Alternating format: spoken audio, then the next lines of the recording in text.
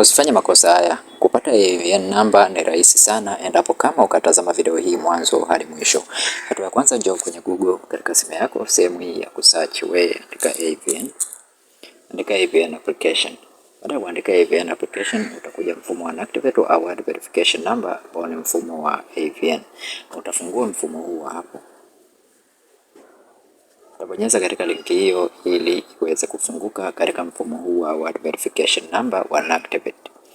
Na katika sehemu hii kama wewe ni new applicant, utagusa kwenye sehemu hii ya new applicant.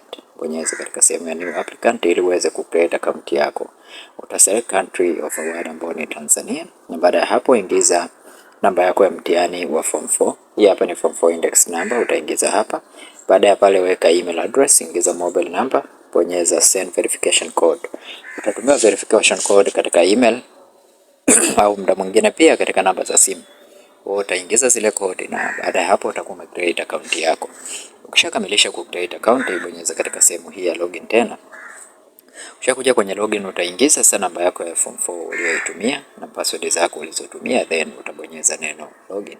Na kama umesahau password, ulishawahi kujiunga huko nyuma na umesahau password, utakuja katika sehemu hii ya forget password ili uweze kureset upya. Okay? Sasa hapa mimi nitakwenda kuonyesha namna sahihi ya kuweza kufanya. Kwa mfano, nitakwenda ku login katika account yangu hii kwa ajili ya demo. Ta login katika account hii. Baada ya kulogin utaweza kuona status zako hapa. AVN status utaweza kuiona hapa. Hii hapa ni NECTA result, NTA result baada ya kujaza na qualification. Kila kitu kitakuwa kiko hapa. Sasa unachotakiwa kufanya ni kugusa katika sehemu hii ya request AVN, na baada ya hapo utajaza taarifa za kuweza kurequest AVN. Sasa kuweza kurequest AVN kama unavyoona, hatua ya kwanza kabisa hii ni qualification. Uta add qualification hapo. Kama umefanya mtihani wa form 4 mara mbili utaweza kuadd ya form 4, na kama ulifanya form 6 basi utakuja kuadd ya form 6, na kama ulifanya hii ya NVA level 3 pia utaweza kuupload certificate yako hapo. Na kwa diploma, FTC, DSEE, DTE, DPPEE, DPEE, DSPEE utaweza pia kuwa taarifa zako za diploma. Utaweza kuwa taarifa za diploma namna hii. Na choose a diploma type, then enter your details.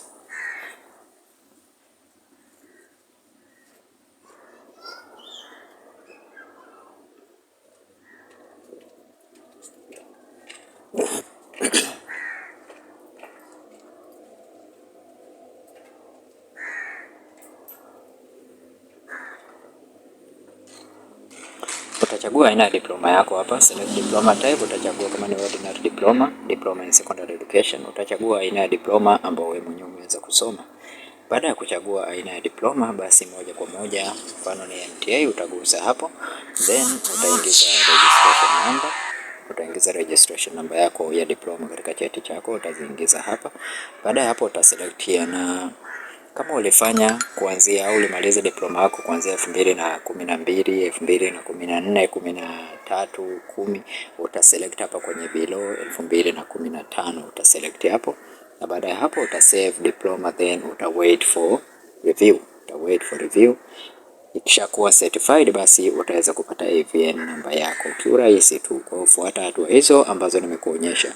Kama ni mara yako ya kwanza kuingia katika channel ya Feaboy, bonyeza neno subscribe, like video hii na share video hii kwa wengine wengi zaidi. Asante na karibu, tukutane tena katika video inayofuata.